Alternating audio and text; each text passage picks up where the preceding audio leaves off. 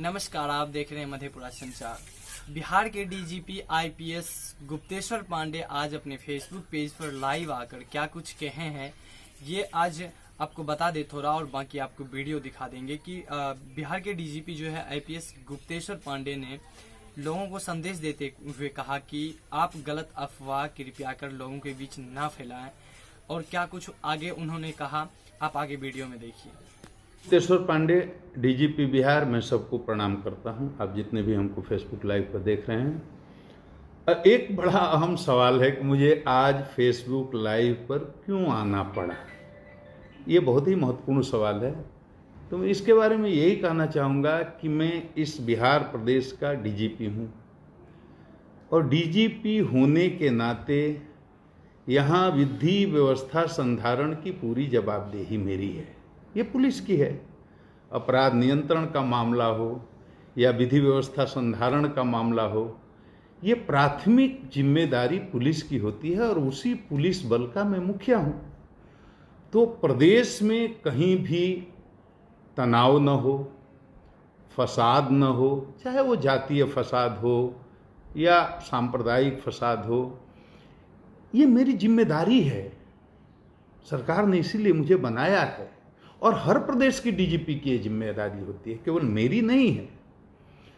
तो मैं इस जिम्मेदारी को निभाने के लिए, अपनी बात आप तक पहुंचाने के लिए, एक घटना की सच्चाई आपको बताने के लिए आज फेसबुक लाइव आया हूं, ताकि मेरी ये बात बिहार की 12 करोड़ जनता तक पहुंच जाए और उनको ये सच्चाई पता चल जाए कि गोपालगंज में रोहित हत्याकांड का संबंध किसी सांप्रदायिक मामला से नहीं है।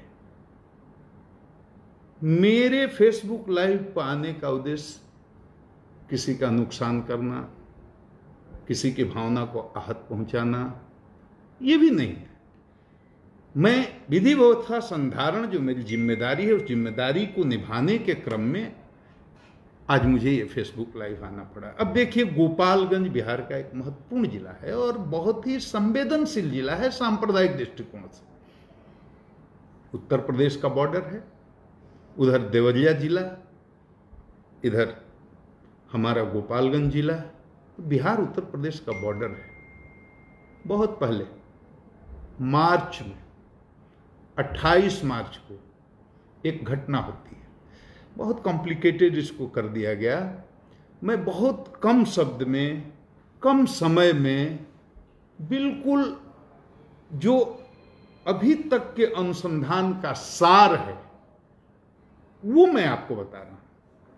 गोपालगंज जिले में एक बेलवाडी करके गांव है, और कटैया थाना पड़ता है। गोपालगंज से काफ़ी दूरी है, रोड भी उतनी अच्छी नहीं, मुझे जाने में 1.5 घंटा समय लगा।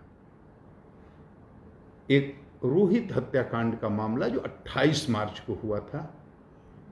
5 बच्चे हैं, 2 हिंदू संप्रदाय के हैं, 3 अल्पसंख्यक समुदाय के हैं, 5 नाबालिग हैं। 13 साल, 14 साल, 15 साल, 16 साल, यही उम्र रही होगी। मैंने सबको देखा है, सबसे मिला हूं, एक मृतक रोहित को छोड़कर, और सबसे बात भी की है। सब नाबालिग बच्चे हैं, आपस में दोस्त हैं, आपस में मिलते हैं, जुलते हैं, खेलते हैं। मैंने वादी का बयान भी लिया है, मृतक रोहित के पिता का, उनकी मां का, और उन्होंने स्वीकार किया है कि मित्रता थी। कोई दुश्मनी की बात प्रकाश में अभी तक आई नहीं। गांव में कोई झगड़ा हो, झंझट हो, तनाव हो, हिंदू मुस्लिम की बात हो, मुझे तो लोगों ने बताया 15 साल से कोई बात ऐसी नहीं हुई। एक से एक स्थितियां आई, एक से एक परिस्थितियां आई, और हाल के इस साल में तो कई ऐसे अवसर आए जब सांप्रदायिक सद्भाव बिगड़ सकता था। और आप सब इस बात के गवाह हैं कि देश में बहुत जगह बिगड़ा भी, लेकिन बिहार अपनी धुरी पर खड़ा रहा है। कहीं कोई सांप्रदायिक विवाद फसाद हुआ नहीं। ये 12 करोड़ बिहार की अमन चैन पसंद जनता का कमाल है। ये बिहार के डीजीपी का कमाल नहीं है, ये लोगों का कमाल है कि वो जहां थे खड़े रहे, सांप्रदायिक सद्भाव को बनाए रखा। एक से एक परिस्थितियां आई। उस गांव में बताया लोगों ने कि 15 साल उसके पहले भी कोई इतिहास नहीं है कि आपस में सांप्रदायिक तनाव हुआ हो। बड़ा गांव है। बताया गया कि 400 से अधिक लोग हिंदू हैं और मुसलमान तो दाल में नमक की तरह हैं। वहां अल्पसंख्यक के समुदाय के लोग, बताया गया मुश्किल से 10-15 घर होंगे। बहुत छोटी संख्या है। आपस में प्रेम है, एकता है, मोहब्बत है, भाईचारा है। किसी तरह की कोई तनाव की सूचना नहीं है। कोई इतिहास भी ऐसा नहीं है। ये 5 बच्चे हैं, 2 हिंदू के हैं, 3 मुसलमान के हैं। ये 5 नाबालिग हैं, एक उम्र के हैं, एक साथ खेलते हैं, खाते हैं, उठते हैं, बैठते हैं। और रोज की तरह उस दिन भी ये 5 गए। एक हिंदू बालक, वही जाकर के उसको बुलाया, चलो हम लोग खेलने चलते हैं। 3 साइकिल, 5 ये मित्र साथ जाते हैं। गांव से 3-4 किलोमीटर दूर एक खनुआ नदी है। यही नदी है जो उत्तर प्रदेश को बिहार से डिवाइड करती है। 20 फीट चौड़ी होगी, लेकिन गहरी बहुत है। हमें तो लोगों ने बताया जेसीबी से शायद हाल में कोई खुदाई हुई, जिसके चलते बहुत मैंने नदी में घुस करके, प्रवेश करके और घटनास्थल का निरीक्षण किया। जहां बालक के डूबने या उसकी हत्या करके वहां डुबाने की बात कही जाती है, मैं सारा अपना यूनिफॉर्म खोल करके और कपड़ा बदल करके उस गहरी, मैं तैरता बहुत अच्छा हूं, तैराक हूं, पानी से मुझे डर नहीं लगता। तो मैं उतरा और बादी के सामने बादी थे, बादी की पत्नी थी, बादी के ससुर थे, बादी का पूरा परिवार था, उनकी बिटिया थी। सबके सामने जहां जैसे जैसे उन्होंने बताया, मैं पानी में उसकी गहराई मापने के लिए उतरा, कपड़े खोल करके। वो मैं वीडियो आपको दिखाऊंगा, जो आप हमको सुन रहे हैं सब देखेंगे, इसी फेसबुक पर डालूंगा। और मैंने पानी की गहराई लेना चाहा तो मुझे लगा कि पानी कम से कम, मुझे लगा 12 फीट गहरा तो जरूर होगा। मैं सीधा हाथ खड़े करके डूबता था। मुझे अंदाज नहीं आता था कि ऊपर अभी कितना पानी है। मतलब मैं ये कह सकता हूं कि खड़ा हाथी तो उसमें डूब ही सकता है। और मुझे बताया गया कि मार्च में जब यह घटना हुई थी या दुर्घटना हुई थी, उस समय पानी का स्तर और ऊपर था, मतलब पानी और ज्यादा रहा होगा। वहां पर उस घटना स्थल का निरीक्षण किया और घटना स्थल पर ही मैंने बादी की पत्नी का, यानी रोहित के पिता का, रोहित की मां का, रोहित के नाना का, ये जो लोग अभियोजन पक्ष के थे उनका बयान लिया, बाकी लोगों का भी लिया। घटनास्थल पर वहां जंगल है, झाड़ी है और पेड़ पौधे हैं और अगल बगल के लोग भैंस चराने के लिए, पशु चराने के लिए दिन भर वहां रहते हैं। बड़ा मनोरम दृश्य है वहां का। वहां मैं गया। अब कहानी ऐसी है कि 5 मित्र भी वहां 28 मार्च को गए। ये 2-3 बजे दिन में जाते हैं। समय का हेरफेर हो सकता है। बादी की मां ने बताया वो 3 बजे का समय रहा होगा, 2-3 बजे का समय रहा होगा। यही बादी ने भी बताया, बादी की पत्नी ने भी बताया, माने रोहित की मां ने भी, रोहित के पिता ने भी, रोहित के नाना ने भी जो समय बताया। और जो प्राथमिकी में है, मोटा मोटी यही अपराह्न का टाइम 3 बजे का समय रहा होगा, 1 घंटा आगे पीछे। ये बच्चे जाते हैं वहां 5 एक साथ। और वहां जो भैंस चराने वाले हैं, उसका बयान भी मैं वीडियो डालूंगा, आप देख लेंगे। कई लोग हैं जो रोज जाते हैं, वहीं पर चराते हैं। उन लोगों का बयान है कि हमने देखा कि ये 5 बच्चे आए, एक साथ खेलने लगे, एक साथ नदी में नहाने के लिए गए। उसके बाद क्या हुआ ये उनको नहीं पता है। उनकी भैंस कहीं और चली गई तो उसके पीछे पीछे चले गए। मतलब 5 के अलावे कोई छठा नहीं था। ये उनकी बात से हमको लगा। तो अब ये बच्चे नहाने आते हैं। अब 4 बच्चे तो लौट जाते हैं जी, शाम को 6-7 बजे घर पहुंच गए। एक बच्चा नहीं जाता है। अब 15 साल का रोहित जब घर नहीं पहुंचा, मां बाप को चिंता होती है, किसी मां बाप को होगी, बहुत परेशान होते हैं, पूरे गांव में खोजते हैं, इन बच्चों से भी पूछताछ होती है। बच्चे साफ झूठ बोल देते हैं, हमें नहीं पता, वो पहले ही आ गया था, वगैरह वगैरह, जो भी, मतलब वो कोई भी बात नहीं बताते हैं कि रोहित कहाँ है, कैसे है, किस हाल में है। अब देखिए, फिर उसी दिव्यांग एक लड़का है जो हिंदू समुदाय का है, जो घर से बुलाने गया था, और भी लड़के थे जैसा बताया, उसमें 3 मुसलमान हैं, मैंने पहले ही बता दिया है।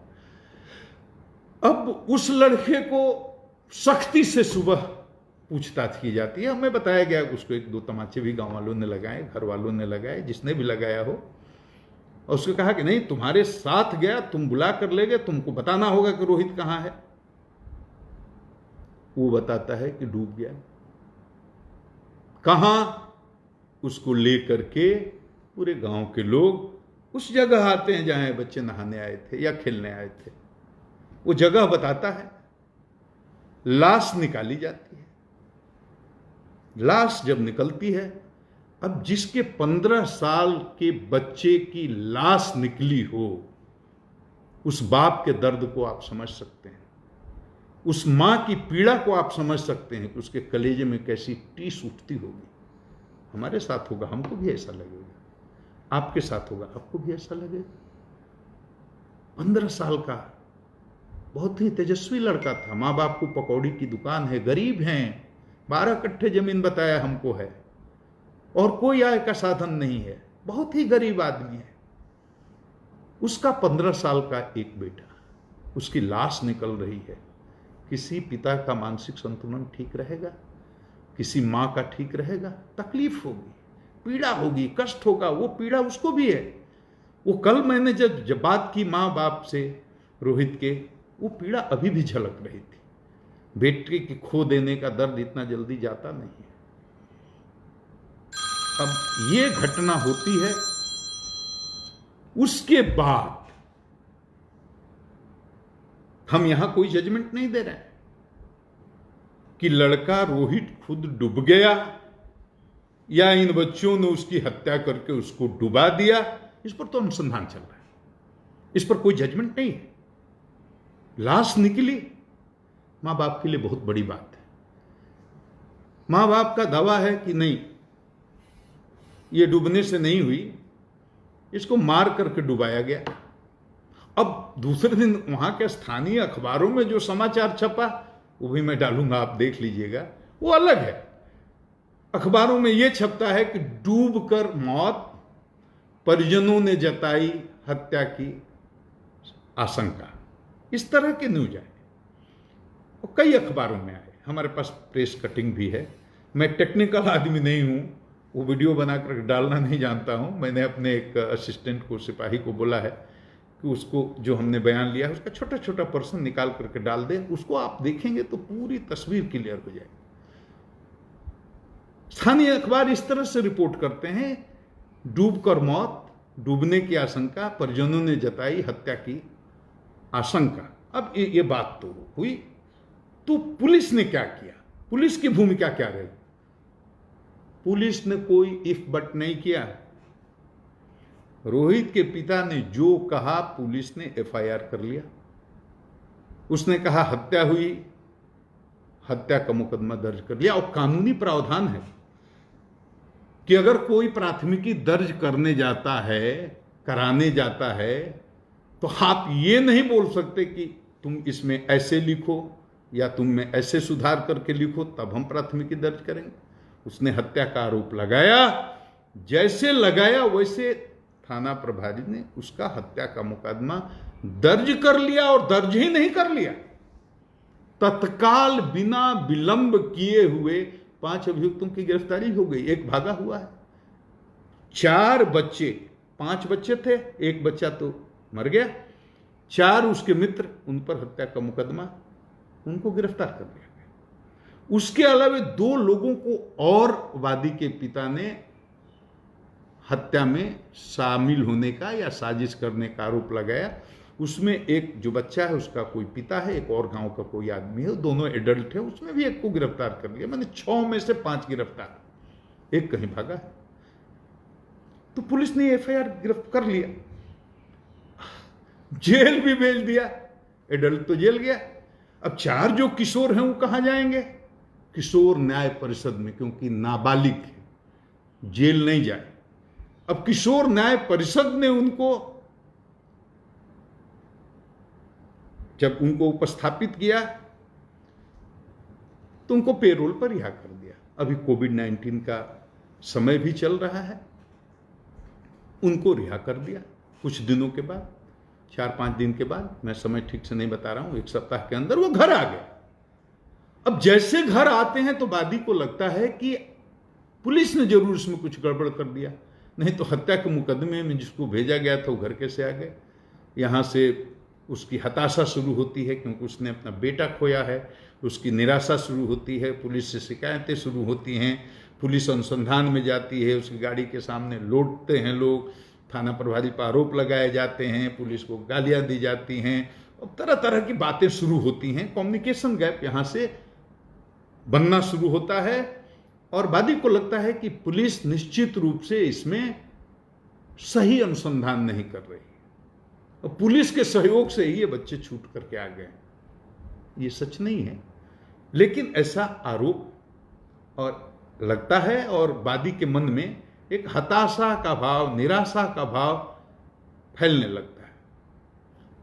अनुसंधान चल रहा है, तब तक पोस्टमार्टम रिपोर्ट आ जाती है और डॉक्टर जो पोस्टमार्टम करके वो रिपोर्ट देते हैं, अशोक कुमार अकेला जी, उन्होंने बहुत विस्तार से मैंने इसका अध्ययन किया है। अंत में सिर्फ एक बात लिखते हैं कि ये मौत डूबने से हुई है। मैंने उनका बयान भी लिया है, मैं डालूंगा, आप देख लेंगे बाद में। आज ही मैं 5 बजे के आसपास एक वीडियो डालूंगा जिसमें महत्वपूर्ण बयान है। वो बहुत लंबा है, मैंने बहुत लोगों से पूछताछ की है, 50 लोगों से, हर तरह के लोग, वहाँ के स्थानीय लोग, घटनास्थल और उसके बाहर भी जो गांव के लोग हैं, जो वहाँ भैंस चराने लोग हैं, सारे स्वतंत्र विटनेसेज का मैंने बयान लिया है। एक भी ऐसे आदमी का मैंने बयान नहीं लिया है जो इधर से या उधर से कहीं से किसी तरह से उसकी निष्पक्षता में संदेह तो वो लिया है, लेकिन वो बहुत लंबा हो जाएगा, आपको बहुत परेशानी होगी, आप उतना नहीं देख पाएंगे। तो मैंने उसको एडिट करके छोटा छोटा अंश कुछ लोगों का बयान डाल दिया है जिससे आपको पूरी एक तस्वीर उभर करके सामने आ जाएगी। बच्चे छूट करके आते हैं तो डॉक्टर साहब की पोस्टमार्टम रिपोर्ट आती है, वो कहते हैं डूबने से मौत। मैंने बात की डॉक्टर साहब से, वो कहते, हमने कहा कैसे आप कह सकते हैं कि डूबने से मौत होती है। अब टेक्निकल टर्म में जो उन्होंने हमको समझाया उस टर्म में हम आपको नहीं समझा पा रहे हैं, लेकिन उन्होंने कहा कि लंग्स स्पाउजी हो गया था, उसको काटा तो उसमें एयर बबल्स निकल रहे थे, फूल गया था, स्पॉन्जी हो गया था, एयर बबल्स निकल रहे थे। तो ऐसा केवल ड्राउनिंग के केस में डूबने के कारण ही होता है। ये आम आदमी की भाषा में आपको समझा रहा हूं। मैंने ये भी सवाल किया, डॉक्टर साहब आंख में थोड़ा खून या कान में, नाक में खून, इस तरह की बात भी बताई जा रही है। तो उन्होंने बताया डूबने के क्रम में आंख पर और नाक पर इतना प्रेशर पड़ता है कि निकलने के बाद वो नसों से खून निकल जाना या थोड़ा रिसाव हो जाना ये संभव है। लेकिन जब इनके यहाँ डेड बॉडी पोस्टमार्टम के लिए आई थी तो उस समय खून सूख गया था। डॉक्टर साहब ने यह भी बताया कि कहीं भी एक्सटर्नल इंजरी या माने शरीर के बाहरी हिस्से में या अंदर के किसी भी हिस्से में कोई उस बच्चे में इंजरी यानी जख्म नहीं पाया गया। मतलब किसी प्रकार के जख्म के कारण उसकी मृत्यु नहीं हुई है, न गले में किसी तरह का कोई ऐसा निशान या कुछ भी। तो ये डॉक्टर साहब का ओपिनियन, मैं अपनी तरफ से कुछ नहीं कर रहा। मैंने फिर एक दूसरे डॉक्टर साहब जो वही सदर हॉस्पिटल में पदस्थापित हैं, उनसे भी मैंने ओपिनियन ली, उनसे भी बात किया और उसका एसपी साहब ने भी बयान लिया था, उस वीडियो को मैं डाल दूंगा। उनका भी ओपिनियन था कि ये मृत्यु डूबने से हुई है। लेकिन हम यहाँ केवल इससे संतुष्ट नहीं हैं, हम अनुसंधान को क्लोज नहीं कर रहे हैं।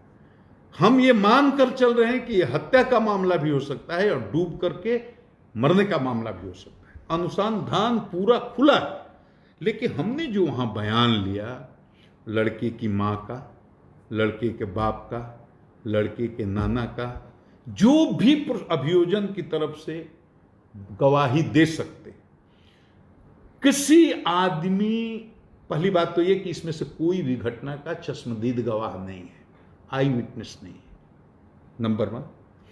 दूसरा, परिस्थिति जन्य साक्ष्य होता है। इसमें से कोई भी आदमी ये बताने में सक्षम नहीं है कि इन बच्चों में आपस की किसी प्रकार की कोई दुश्मनी थी, कोई विवाद था, कोई तनाव था।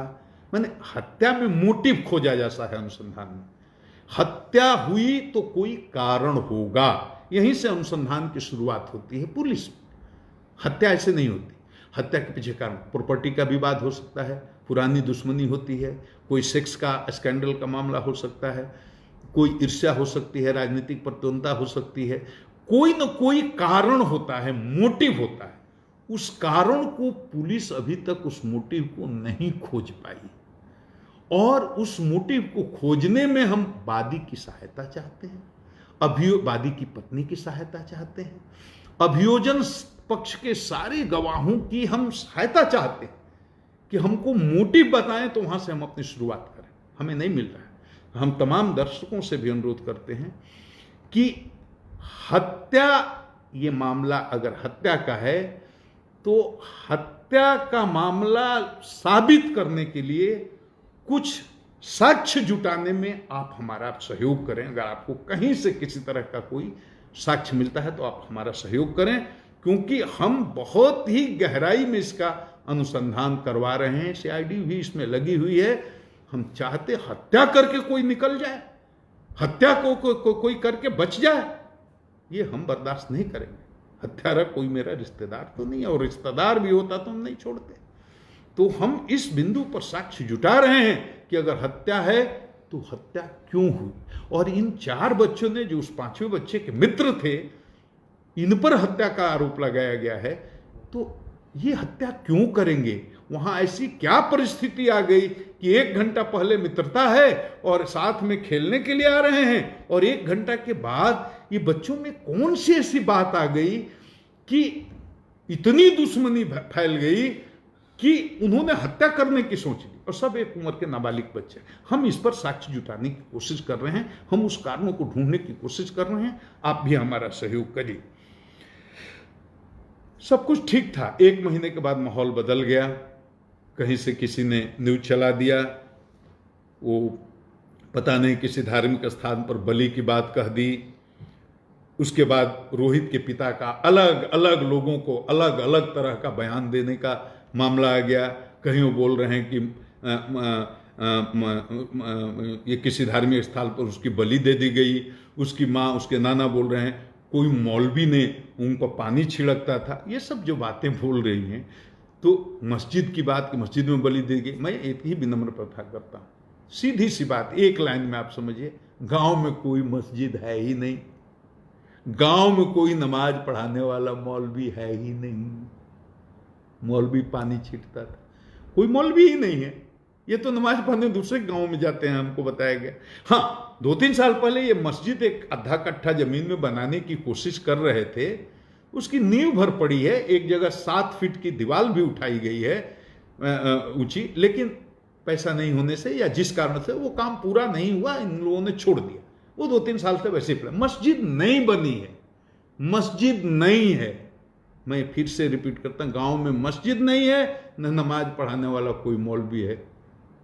और फिर मैंने बहुत लोगों से बयान लिया, गांव के लोग, निष्पक्ष लोग, और जिसका बयान लिया सारे एक बहुसंख्यक संप्रदाय के लोग, मैंने हिंदू लोग थे। एक एक से पूछा और सबने एक स्वर से कहा कि इसमें कोई सांप्रदायिक मामला ही नहीं है, इसमें कोई मस्जिद मंदिर वाली बात ही नहीं है, ये सब बेकार बात है। ये अफवाह कहां से फैली, कैसे फैली, क्यों फैली, ये हम लोग नहीं जानते हैं। स्थानीय स्तर पर किसी तरह का कोई न सांप्रदायिक तनाव है, न था, न कोई ऐसा मामला है। सारे पत्रकार भी वहां लोकल, जो वहां के रहने वाले हैं, गोपालगंज के नहीं, कटैया के, जहां की घटना है, वो पता नहीं, मैंने किसी को बताया नहीं था। मैं बिल्कुल अकेला अपने एसपी डीआईजी को लेकर गया था, लेकिन सूचना और गाड़ियों का काफिला देकर उनको पता चल गया होगा।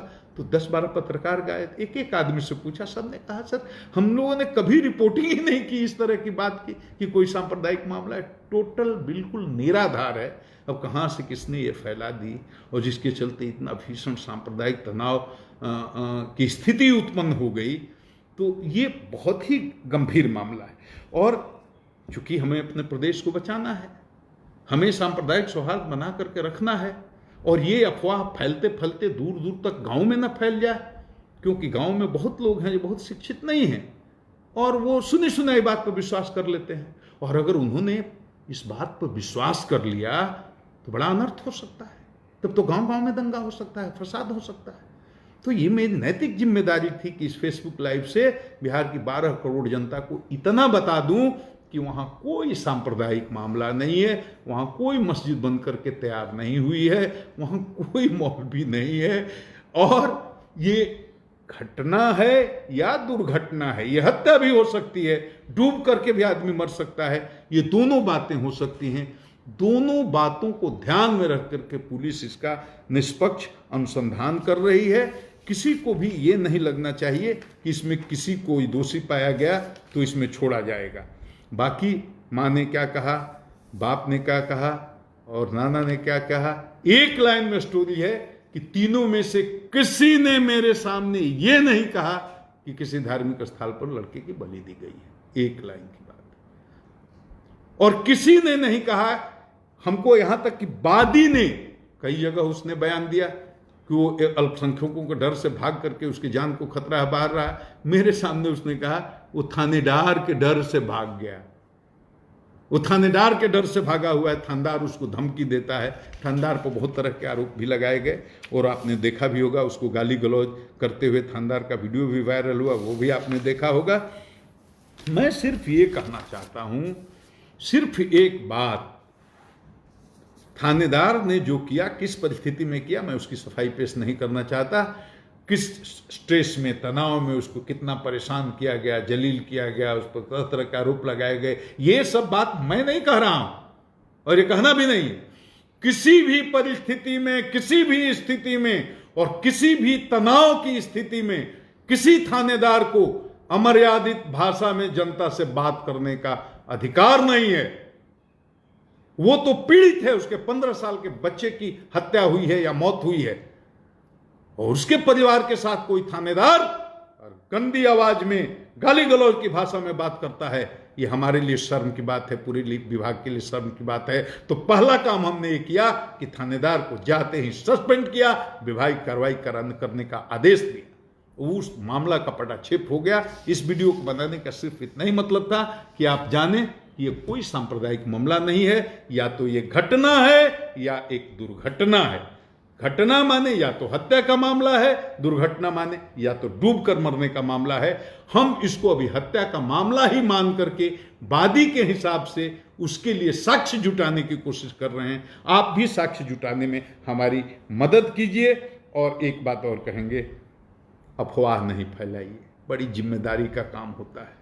देश बहुत मुसीबत में है, हिंदू हो, मुस्लिम हो, सिख हो, ईसाई हो, अफवाह फैलाइएगा बड़ा नुकसान होगा। अब बिहार तो प्रेम की धरती है, मोहब्बत की धरती है, सांप्रदायिक सद्भाव की धरती है, ये महावीर की धरती है, ये बुद्ध की धरती है, ये गांधी की कर्म भूमि है। मोहब्बत का पैगाम बिहार की धरती से दुनिया भर में गया है, अहिंसा का पैगाम बिहार की धरती से दुनिया भर में गया है।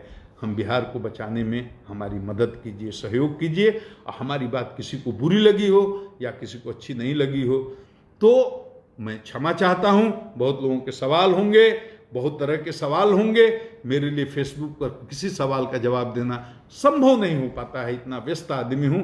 मैंने स्थिति स्पष्ट कर दी कि केस घटना हुई है, 15 साल का एक बच्चा हमने खोया है, वो हमारा ही बेटा था। लेकिन अब वो हत्या का मामला है या डूब करके मरने का मामला है, हम उस पर साक्ष्य का कि जुटा रहे हैं, अनुसंधान जारी है और एकदम निष्पक्ष न्याय होगा।